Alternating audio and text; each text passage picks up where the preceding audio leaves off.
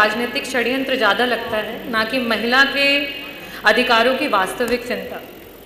क्योंकि अगर वास्तव में भारतीय जनता पार्टी को महिला के अधिकारों की चिंता होती तो 2023 सितंबर में पार्लियामेंट में सर्वसम्मति से पास हुआ बिल 2.5 साल बाद आधी रात में नोटिफिकेशन जारी नहीं किया जाता। भारतीय जनता पार्टी जिस तरीके से महिलाओं के साथ व्यवहार कर रही है वो किसी से छिपा नहीं है और आज यूपी की प्रत्येक नारी इस बात से परेशान है। मैं कुछ चंद बातों से अपनी बातों को शुरू करना चाहूँगी कि मैं यूपी की नारी हूँ, बेखौफ सताई जाती हूँ, राम राज्य का झांसा देके बलि चढ़ाई जाती हूँ, सिंदूर कोख और इज्जत नोच जिंदा लाश बनाई जाती हूँ, नकली आरक्षण का धोखा देके शतरंज नचाई जाती हूँ। मैं यूपी की नारी हूँ, हर रोज जलाई जाती हूँ। आज भारतीय जनता पार्टी की जो सरकार है, डबल इंजन की सरकार, और खास करके उत्तर प्रदेश की जो सरकार है, उसकी नकारात्मक सोच महिला को कहीं जिंदा जला रही है तो कहीं मार के जला रही है, कहीं घरेलू महिला को जला रही है तो कहीं कामकाजी महिला को जला रही है।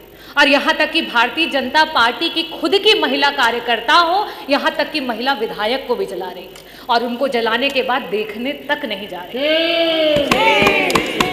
मैं पूरे सदन की तरफ से माननीय विधायक अनुपमा जायसवाल जी जल्दी स्वस्थ हों उसकी कामना करती हूँ और ये भी कहना चाहती हूँ कि जिस भारतीय जनता पार्टी ने उत्तर प्रदेश के पूर्व मुख्यमंत्री जी की स्वर्गीय मां को भी अपनी गंदी राजनीति में खींचने से नहीं छोड़ा, वो सबसे पहले गए, क्योंकि वो असली महिला का सम्मान जानते हैं और समाजवादी पार्टी असली महिला का सम्मान जानती है। और उसके बाद भारतीय जनता पार्टी के 2 डिप्टी सीएम उनके बाद जाते हैं अपनी महिला विधायक को देखने के लिए, और यही है आपका नारी वंदन।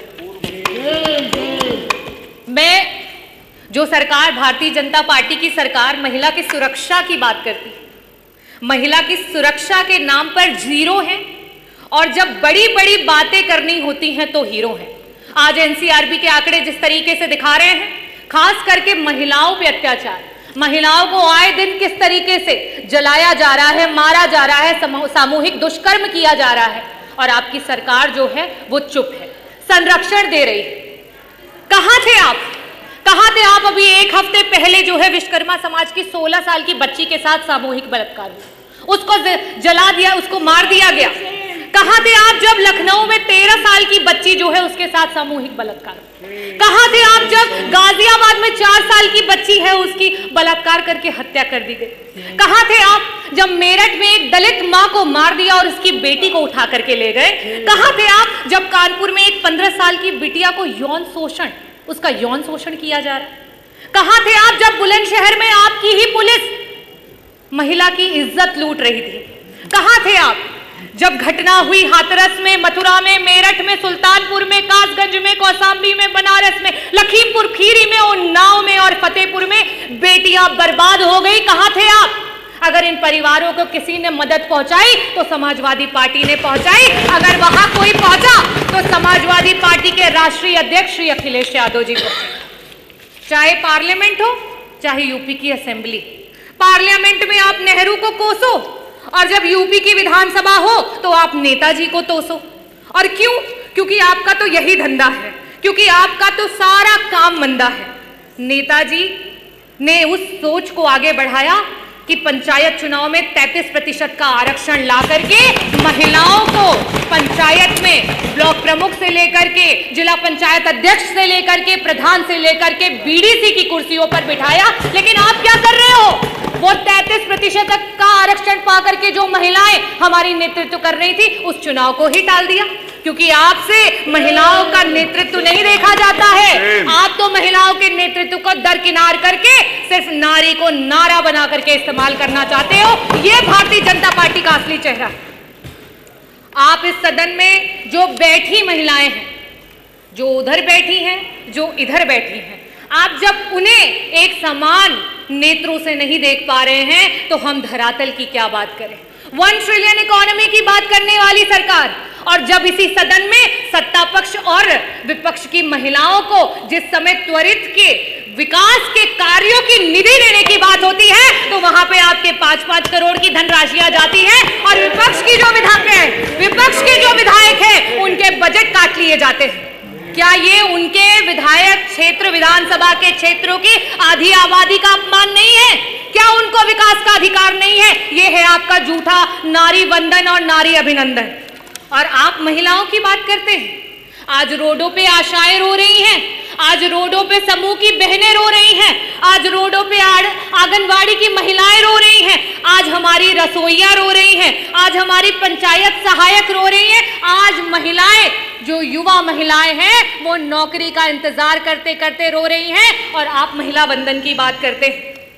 मैं आपसे कहना चाहूंगी कि अगर आप महिलाओं को सच में आरक्षण देना चाहते हो तो आज की वर्तमान स्थिति में उत्तर प्रदेश की सदन में 403 सीटों पर आप 33 क्या 50% का आरक्षण लागू करो और पूरा समूचा विपक्ष आपके साथ खड़ा हो जाएगा।